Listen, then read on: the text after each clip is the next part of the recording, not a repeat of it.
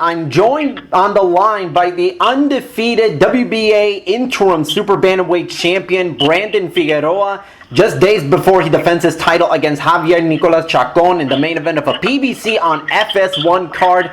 And also interestingly enough, he's also the fourth boxer I've ever interviewed that's younger than me. So I'm already starting to feel old. Brandon, how are you doing? I'm doing really good. Thank you for this opportunity. I appreciate it, and I'm grateful. This fight is essentially a homecoming for you, given that the fight is taking place, 30 minutes from your hometown of Weslaco, Texas. Do you feel like, this fight, you're coming into it as the champion, near your hometown, a TV main event, and do you feel like this is the kind of fight that, where you really show that, you're an established star in the division, and not just someone who's, the prospect label doesn't really fit for you at this moment, even though you're only 22 years old? Yes,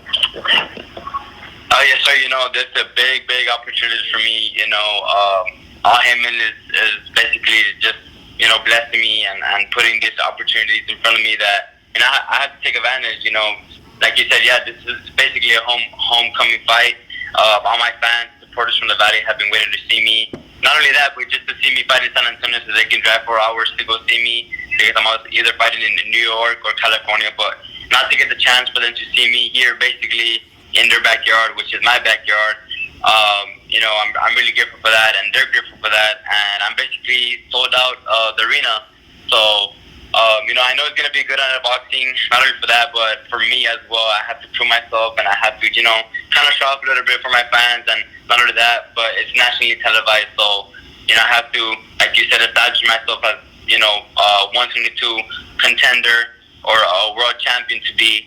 So, definitely excited for that. I'm ready, and I can't wait for August 24th. You mentioned, Al Heyman kind of saying wanting to give you the opportunity to headline your own show. And, you fought on TV before on the undercard of, some really big fights. Your last fight, you were in California. I believe it was the Danny Garcia, Adrian Granados fight, if I'm not mistaken. And, that one.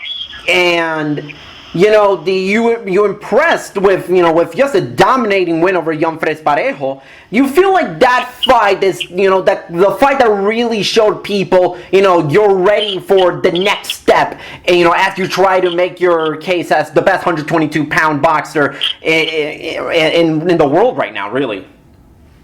Yes, sir. It just goes to show how much Al Heyman believes in me. Basically getting me a fight here in my hometown. Not only that, but, Fox also came in to shoot like a little 24/7 with me. So it just shows the time and effort that Al Heyman puts into me, because that's how much he believes in me, that one day I'll become a world champion. But, Joan Perez Parejo, he wasn't any pushover. That guy came to fight, and, I basically just made him quit. That speaks a lot of volume, and, like I said, I just come to fight, and every fight I'm getting better. I know for this next opponent, I know he's a rugged veteran, so, I'm looking to really capitalize that I belong in a 102-pound division. Right now you're facing, another rugged veteran in Javier Chacon, who's fought really a lot of big names throughout his career. But, knowing what you know about him and how he fights, you see this matchup as maybe the kind that sort of favors you as, the more active, stronger fighter who loves competing, having his fights be contested on the inside instead of, competing in the center of the ring, so to speak. Oh, yes, sir. I know I know he's going to come fight. He's the first time fighting here in the U.S., and not only that, but he's fighting here in my hometown, basically backyard. But I don't underestimate him. I definitely do see myself as a favorite, though. Because I come forward, I throw a lot of punches. Not only that, but I throw a lot of power punches. I'm strong, and I'm the younger fighter. But I don't overlook my opponents. I take them as a big test. I say I would work really hard, and given August 24th, I will show that. I will show that I'm the better, stronger fighter.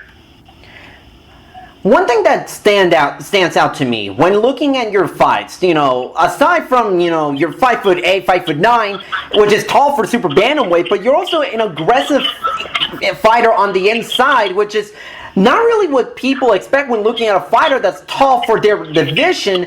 So that fighting style, kind of being aggressive on the inside and throwing dozens and dozens of punches uninterrupted, did that came from sort of a need of needing to fight more on the inside, as you fight shorter guys who think you're a taller guy, so I'm gonna have more of a chance to fight on the inside. So where did that fighting style came from? Definitely from my dad. It's the style that he implemented into me and my brother. Because I've seen a lot of tall fighters. I've seen a lot of fighters that don't know how to fight on the inside. And I fight on the inside really well. And I can also box. But obviously, I need to use my advantages I got to use them in the ring, and I got to take advantage of them, basically my skills and my assets that I come with, which is my arm length and the inches I have over my opponent. But I don't know, it's just something that I just get in the mix, and I just want to break you down, and I want to get in your face, and I just want to keep working the body and just keep finishing you, beat you at your own game, and the pressure that comes with it. But definitely little by little, every fight I'm learning to be a little bit more patient, box a little bit more, not get hit that much. I have to stay healthy for the sport, not get cut, because I know with the fighting on the inside leads to headbutts and stuff like that. So it just goes to show that I can fight on the inside and the outside, but most importantly on the inside, because there's a lot of boxers that don't know how to fight on the inside.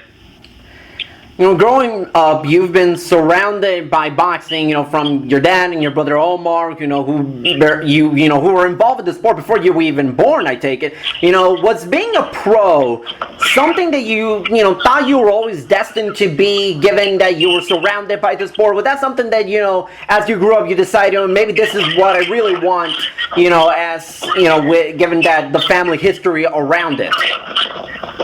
Yeah, like you said, I was basically born into the sport. I felt like I was born to fight. I tried every other sport, and I wasn't good at anything until boxing was my thing. Boxing was the only sport where I can compete with my older brother. Have that brother sister, brother rivalry. So definitely boxing is the only sport where I was able to compete with him, because anything my older brother touched with his baseball, boxing, swimming, he broke records and stuff like that. So,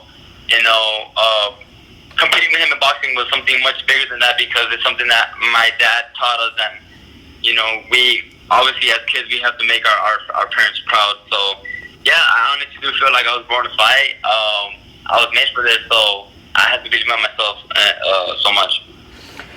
This division at super bantamweight, I think it's loaded at the top, with yourself, Danny Roman, Emmanuel Navarrete, Guillermo Rigondeaux, Ray Vargas, the list goes on and on. How long do you think it will be before you get to fight those top names and really start to make your claim as the best 122-pounder in the world? You see, maybe after this next fight against Javier Chacon to be, where you're going to target those fights, or is that something that, that's sort of touch and go as, as this division sort of continues to shape itself? Yeah, this division keeps, becoming stronger and stronger, and I'm happy about that. I'm happy that, there's a lot of great world champions in my division that'll make me work harder, and hopefully one day I get to fight them and obviously win. But for right now, I taking every fight at a time, and hopefully by next year I get to have a title fight. I'll be more than happy to take that. But as of right now, I gotta take every fight at a time, and just wait for all him and my team position. But because I know how boxing goes to the politics and stuff like that, that some fight might not happen because of this, for this reason, or they want to unify. So, it's a bunch of all that. But, when the opportunity comes to fight for a world title, I would definitely take it. Speaking of Danny Roman, who holds the full WBA title while you hold the interim title, he's defending his WBA and IBF titles against Murodjan Akhmadaliev at MSG next month. How do you see that fight playing out, and do you personally have a favorite as to who comes out on top? No, I don't really pay attention to. I mean, I know who Daniel Roman is. I know how he fights and you know what he brings to the table. But I haven't really paid attention to that fight because I guess of my fight that's coming up, I haven't really put much notice on the stuff going on outside of my training camp. But yeah, I don't know. I mean, it's just if he puts out the win, he puts out the win. He has a good boxing style. But I feel like I have what it takes to beat him and just overwhelm him with my work and my pressure. You know, you're on this incredible knockout / stoppage streak. You know, stopping Oscar Escandon, Moises Flores, John-Franz Parejo. Do we see, knockout / stoppage number 7 in a row against Javier Nicolas Chacon? Yes, sir, you will. Nice. Do you have a round specifically, or do you feel like it's just gonna be how the fight plays out, but regardless, you feel like you're gonna come out on top inside the distance? Yes, sir. Yeah.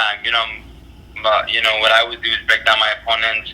Either I say by the 8th round or by the 6th round is when my opponents are a little bit more weaker due to the body punches.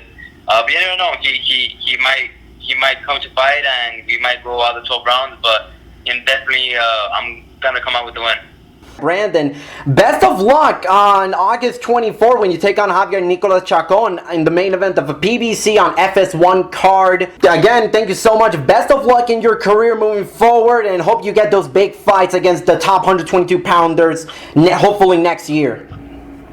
Oh yes, sir. Thank you for the opportunity, and I appreciate it.